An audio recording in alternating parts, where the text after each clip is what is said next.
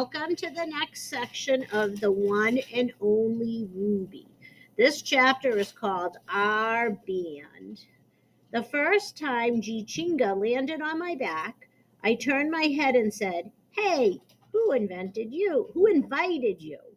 "Oh, pardon me," he exclaimed in a squeaky voice. "Is this seat taken?" "As a matter of fact," I said, "it's my seat." I thought, I was told that this is how it's done, Jichinga said. "If you look about, you'll see what I mean." I glanced around.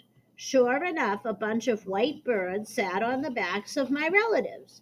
Grandmama, our matriarch, even had two cattle egrets on her. I watched as one flitted off her back to snatch a big old bug, then came back to enjoy his meal. "If you let me stay, I can eat bugs that annoy you," Jichinga said. He flapped his wings. "And if there are any hyenas coming, I'll warn you." "That's why we have Grandmama and the others," I said. "Well, she doesn't eat mosquitoes, does she?" Jichinga asked. "Not on purpose." "There, you have it then," he said. "My name is Jichinga, by the way. What's yours?" "They call me Naya," I said. Jichinga hopped a little closer to my head. "Can you whistle?" "Nope," I said, "but I'm learning to trumpet." Before long, we became our own little band. I would thump my feet and Jichinga would start a trill, and then I would add a huff or a puny trumpet, and back and forth we would go until one of the aunts would tell us to cut it out. Possible. Jichinga was my very first friend. A first friend is a true gift because forever after your heart knows what's possible. The smell of danger. I glance over at my friends. "I'm sorry," I say. "Am I talking too much?" "No," Uncle Ivan exclaims. "Please tell us more, Ruby." "I was wondering," says Uncle Bob, "when you first ran into humans, that must have been a shock." "Actually," I say, "long before I ever saw any humans, I smelled them." "Yep," Uncle Bob nods. "They do have a distinctive odor." Jichinga and I noticed the smell at the same time.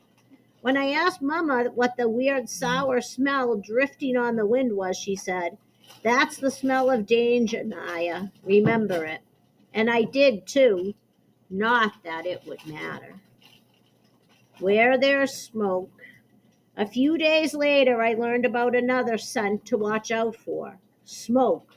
It was just a little hint on the breeze, but as soon as I caught my first whiff, I knew it was bad. I knew to be afraid. How could that be, even? How could I have known about something I'd never even run into before?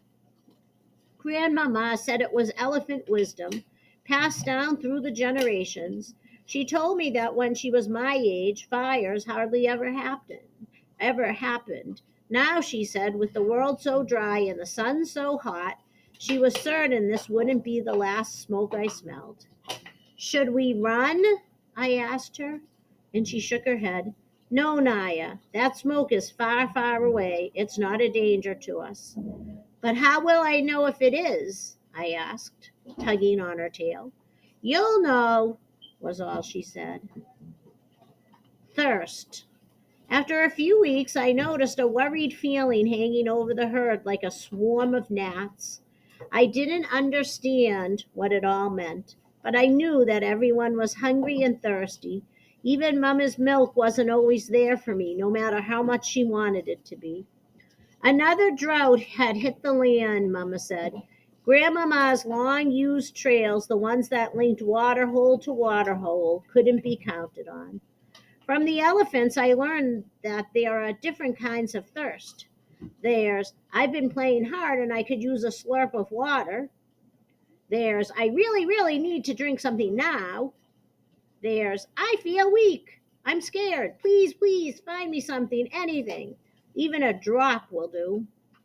That last one is the kind of thirst that comes when the rains do not.